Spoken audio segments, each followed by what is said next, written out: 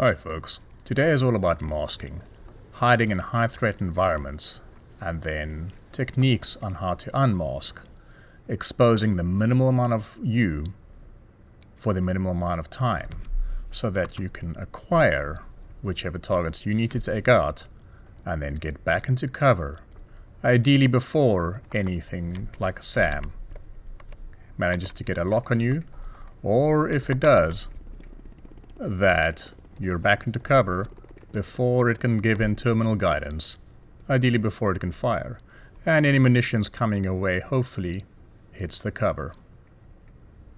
Now I'll be sharing 3 primary techniques on how you can unmask.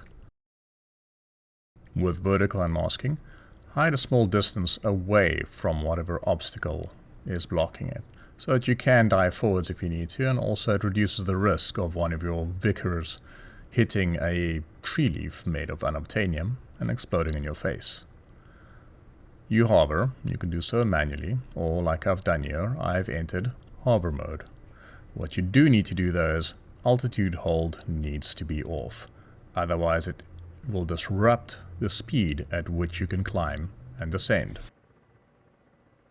So everything's set up. I'm choosing to use my helmet sight here, and I just push up the collective to start rising. I don't want to accelerate too far past the cover, and now I scan for whichever targets I need to.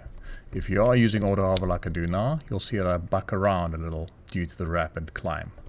Spotted the target, laser, lock it, and now I start my descent.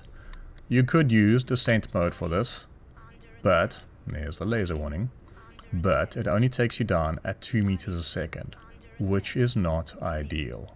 It's a bit slow. So what I do advise is don't rely on descent mode, manually use your collective and go down.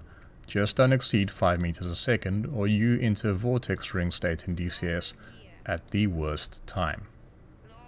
Now that wasn't the ideal pop-up because it managed to launch on me, and I only got saved by the fact that the impact hit the trees.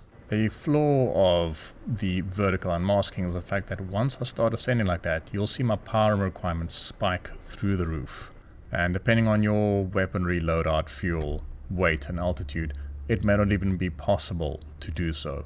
Also, if you have any tracer fire coming in from, say, a shulker, you don't want to do this with AAA, that's too close, is those bullets can just rain straight down. Now, the second technique is lateral unmasking. I'm not in hover mode at the moment, though altitude hold is very useful to apply here. I simply push my cyclic to the one side to induce a side slip and start seeing the targets off to the side. There is the target, and now I push back on the cyclic in the opposite direction to both arrest my movement and move back into cover. Now an extension of what you can do with this is you enter hover mode, and this time you leave altitude hold on. And now what I can do is same thing, push on the cyclic in the direction of the target, and you might have to use a little bit of left pedal if you want to keep yourself orientated that way, or you can also activate auto turn if your Shkval's already out. And now I expose myself, spot the target, laser if I need to, and now I simply let go of the cyclic, and hover mode will take me back to the position where I was set up the hover to begin with. Now you might need to maybe push a little in the cyclic to have it do so faster, but it's a good way to see an indicator of where you were hovering, where you were safe from crashing into obstacles, as well as just having it on easy mode. So lateral unmasking solves a few problems. Firstly, you're only staying in hover power. You are not wasting a lot of extra juice going to takeoff power popping up vertically. Secondly, with features like the altitude hold, at least if you're over level terrain and you're pretty sure you're not crashing into someone as you fly that way, it's also just easier to do. I don't need to think about how fast I'm climbing and then bucking around, and I don't have to worry about descending fast enough, and by extension entering vortex reading state, should I exceed the 5 meters a second descent on the same spot. And finally, at the moment I've picked this spot. It's not the most enclosed spot, but I'm hidden from all the threats known to be in that direction. Doesn't really matter that I'm open over here at the moment. There are no threats there. With lateral unmasking, the only threats that can see me are going through this small gap right over here. However, if I were to vertically unmask, I can see practically this whole valley, but then again, so can other possible threats in this whole valley see me now as I've popped up. So lateral masking has a few benefits over vertically. The third technique that I'll be showing you now is bumping. It's the same as vertically unmasking from a hover, except you're doing it at speed. So I'm running in on target on a controllable speed. Can be faster, just don't push your speed limits so you can't maneuver. I'll pull back on the cyclic, and I'm using a bit of collective now as well. Start scanning the target area. Locked it, and in this case that is a Strela, which I choose not to tango with in the same run. So I'm diving back down into cover quick as I can. Now in general, when remasking with any of the techniques, it's advisable that you don't keep returning to the same spot.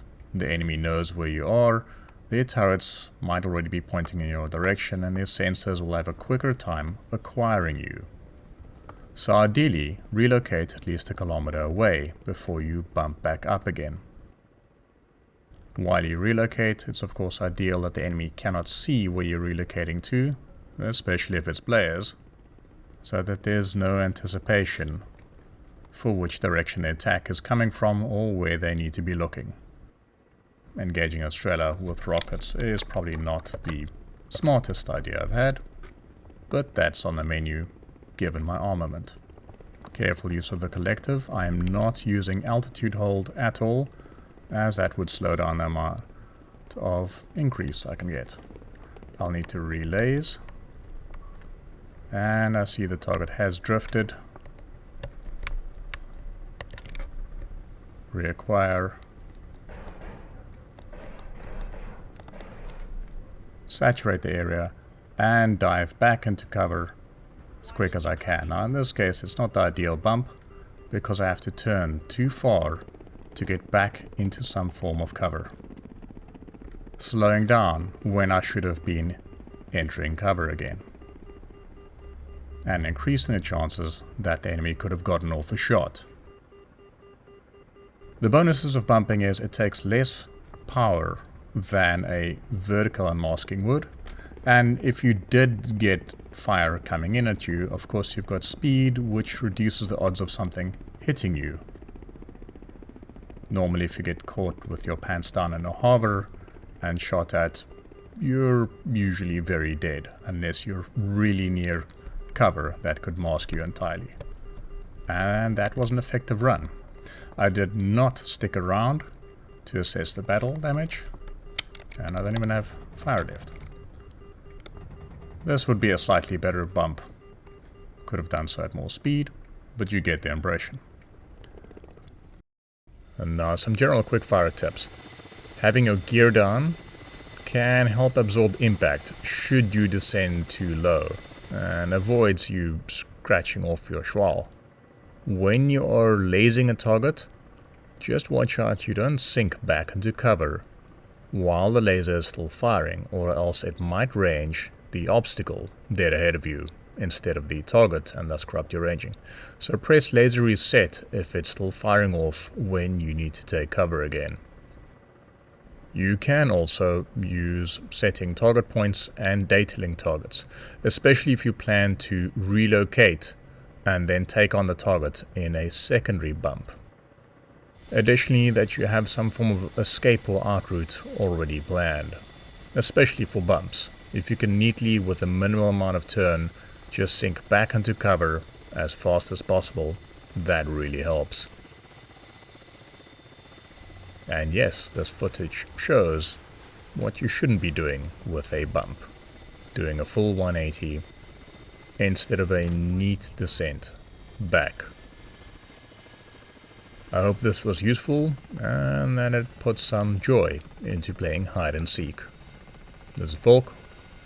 Cheers.